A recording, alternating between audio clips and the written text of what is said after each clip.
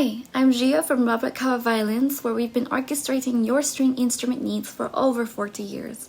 Subscribe for new videos each week on string instrument care and all things violins, violas, and cellos. Selecting a new instrument can be challenging, frustrating, and exhausting for any musician since it involves trying out many different instruments in an attempt to narrow down the field to just one or two.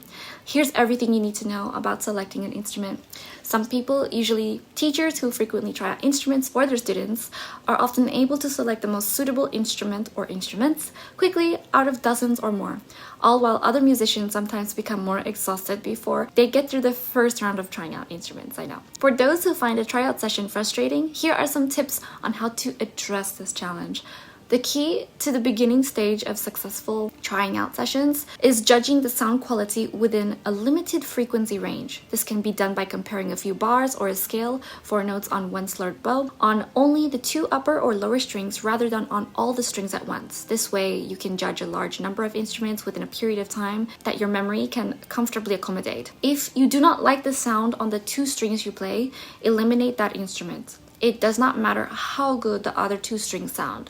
Within a relatively short time, you will have narrowed down the field considerably so and will still have enough energy to examine the few finalists more thoroughly. When selecting a new instrument, be aware that your decision could be influenced by the sound and feel of the instrument you are used to playing. Make sure you don't use the old instrument as a measuring stick unless it's a fine-sounding Stradivari. Some aspects that feel uncomfortable on the new instrument, the neck thickness, string height, chin rest, shoulder rest, etc., can be adjusted. For an efficient evaluation, divide the properties of the instrument into 4 categories: sound, playability, aesthetics, and resale value. For sound, quality of sound, responsiveness, evenness across strings, evenness within the string. Test the acoustics of the room using a familiar instrument and the trial instrument. If a tryout session is done in a hall, play the instrument solo and also with a group of musicians to judge the projection of that instrument in relation to a group. Playability. For playability, do not eliminate an instrument just because one or more of the following conditions appear problematic. These can be corrected or adjusted by a violin maker. String height at the center and end of the fingerboard, neck shape, correct curve of the neck at thumb rest in 4th position, correct curve of neck at scroll end, margin of fingerboard edge beyond treble string, and margin for bow to play treble string before touching neighboring string or C bout. Next, aesthetics. This is a matter of personal preference, and that's all I need to say there.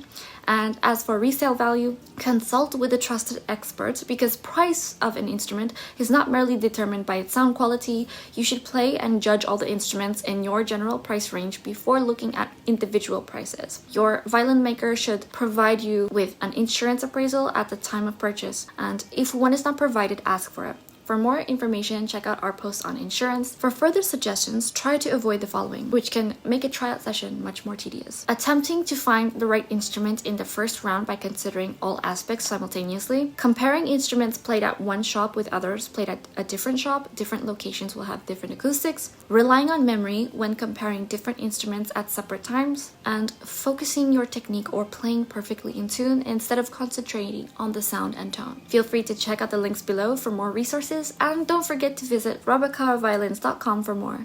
Subscribe for new videos each week on string instrument care and all things violins, violas, and cellos.